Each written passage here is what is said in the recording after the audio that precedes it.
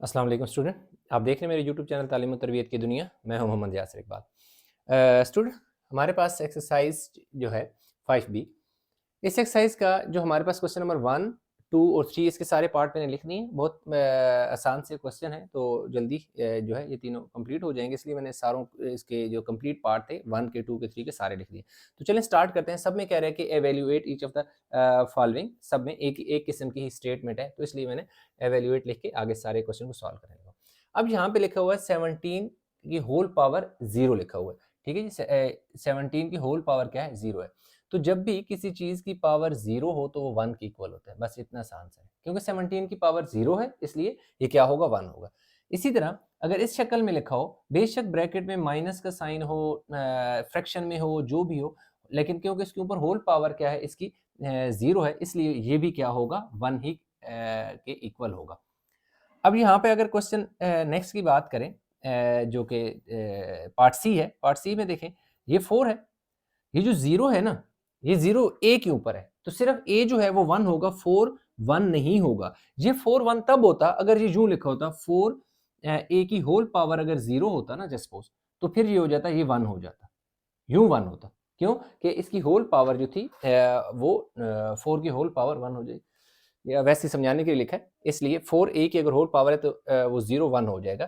تو اس والے کیس میں تو ایسا نہیں ہے، صرف ہول پاور نہیں، اے کی پاور 1 ہے، تو صرف اے 1 ہوگا، تو یہ 4 اسی طرح آ جائے گا. تو 4 1 4 اس کا ہمارے پاس کیا آ جائے گا؟ آنسر آ جائے گا. اسی طرح یہاں پہ دیکھا جائے تو -8 اسی طرح رہے گا، کیونکہ ہول پاور تو نہیں ہے، صرف b کی پاور 0 ہے. b کا ایکسپوننٹ 0 ہے، تو اس لیے b صرف جو ہے 1 کی ایکول ہوگا، کیونکہ b کی پاور 0 ہے. تو جس کی بھی پاور کوئی ویریبل ہو یا کانسٹنٹ نمبر ہو، یا ویریبل اور کانسٹنٹ دونوں ہو، ان کی اگر ہول پاور 0 تو وہ 1 کی ایکول ہوتا ہے. لیکن یہ کیونکہ صرف b کے اوپر 0 ہے، 8 کے اوپر نہیں ہے، تو 8 ایز اٹ از بچ جائے گا، b 1 ہو جائے گا. تو 8 1 8 ہمارے پاس اس کا کیا آ جائے گا؟ آنسر آ جائے گا. نیکسٹ اگر ہم بات کریں تو یہاں پہ دیکھیں ایک بہت بڑی سی ویلیو لکھی ہوئی ہے 72 سی ڈی اسکیئر اور ہول پاور 0 ہے. اس لیے یہ جتنی بھی ویلیو ہے ان سائڈ، یہ ساری کی ساری کیا ہو جائے گی؟ 1 کے ایکول ہو جائے گی، کیونکہ ہول پاور کیا ہے؟ 0 ہے. اسی طرح اگر یہاں دیکھا جائے تو یہاں پر 7 تو بچ جائے گا، کیونکہ یہ جو 0 ہے یہ ہول پورے جو ویلیو ہے اس کے اوپر نہیں ہے، بلکہ صرف ای کی پاور 8 کے اوپر ہے. تو اس لیے یہ پوری کی پوری جو ویلیو ہے ای کی پاور 8، یہ کیا ہو جائے گی؟ 1 ہو جائے گی. اس لیے ملٹیپلائی بائی 1 لکھیں گے اور 7 1 7 کریں گے تو یہ ہمارے پاس آنسر آ جائے گا. کوشچن نمبر 2 آ گیا. کوشچن نمبر 2 میں بھی ایویلیویٹ کی بات کرتا ہے. اب دیکھیں اس میں 2 کی پاور کیونکہ 0 ہے تو یہ 2 کیا ہو جائے گا؟ 1 ہو جائے گا. اور یہ دیکھیں 2 کی پاور 4، 2 کی پاور 4 کا مطلب ہے کہ 2 کتنے ٹائم ہے؟ 4 ٹائم ہے. ٹھیک ہے، آپ ڈائریکٹ بھی لکھ سکتے ہیں لیکن ایسے.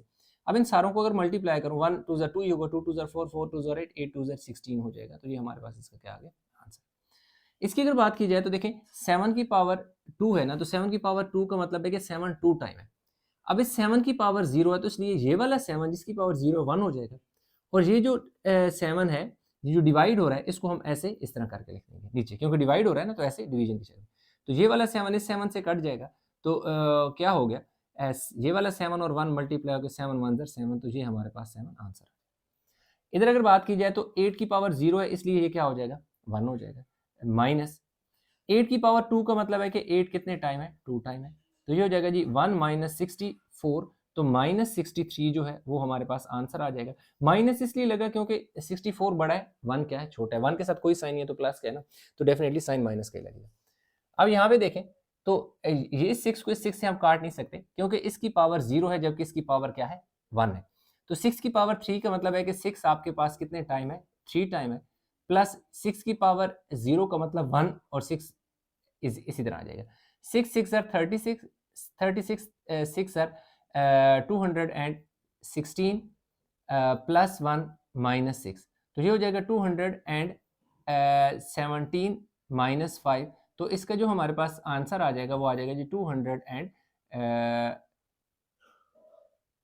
اچھا سوری یہ 6 تھا نا، 6 ہو گیا نا، تو 211 اس کا کیا آ جائے گا؟ آنسر آ جائے گا. یہ دیکھیں 7 کی power question number 3 again evaluate کی بات کرتا ہے. کوشچن نمبر 3 7 کی پاور -3، تو سب سے پہلے آپ نے کیا کرنا ہے اس کے ایکسپوننٹ کو پازیٹیو بنانا ہے. تو 7 کی پاور نیچے جائے گا تو +3 ہو جائے گا مائنس سے. جب بھی کوئی ایکسپوننٹ नेगेटिव हो तो वो फ्रैक्शन में आए या नीचे वाले डिनोमिनेटर से ऊपर नोमिनेटर की तरफ शिफ्ट होता है तो उसका क्या होता है, यानी उसका रेसिप्रोकल या इस तरह कह लें तो उसका साइन क्या हो जाता है, चेंज हो जाता है। तो माइनस ये प्लस हो गया। अब 1/7 की पावर 3 का मतलब है कि 7 आपके पास कितनी है, 3 टाइम है। तो 1/7 7 ज़र 49, 49 7 ज़र 343 आ जाएगा, 343, यानी 7 को 3 टाइम मल्टीप्लाई करने से देखो 7 7 ज़र 49 है ना, 49 को 7 से मल्टीप्लाई करो, 7 7 ज़र 49 9 लगेगा और 4 कैरी चला जाएगा, 7 4 ज़र 28 और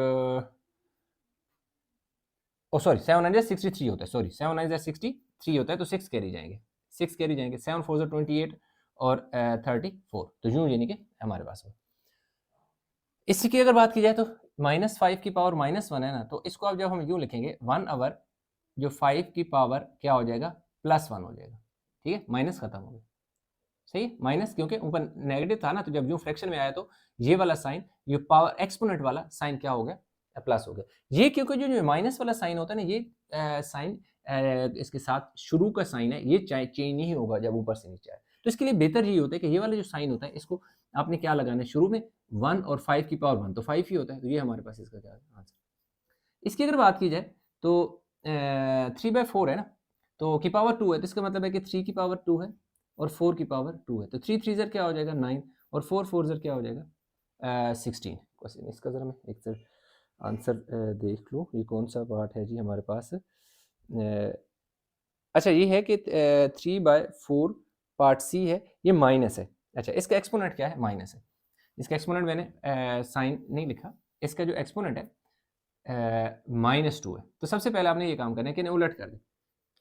ये हो जाएगा जब इनसाइड वैल्यू क्या हो जाएगी, चेंज होगी, फ्लिप हो जाएगी, तो ऊपर वाला साइन क्या हो जाएगा, प्लस में चेंज हो जाएगा। यानी 4/3 जब 3/4 से ये 4/3 होगा, यानी वैल्यू जो फ्लिप हो जाएगी, यानी उसी का रेसिप्रोकल समझिए हो जाएगा, तो जो एक्सपोनेंट होता है वो पॉजिटिव हो जाता है। यानी अंदर वैल्यू अगर फ्रैक्शन में हो तो अंदर वाली वैल्यू को चेंज कर दो, नीचे वाला नंबर ऊपर लिख दो, ऊपर वाला नीचे, तो जो एक्सपोनेंट होगा वो पॉजिटिव हो जाएगा as per law, rule of mathematics.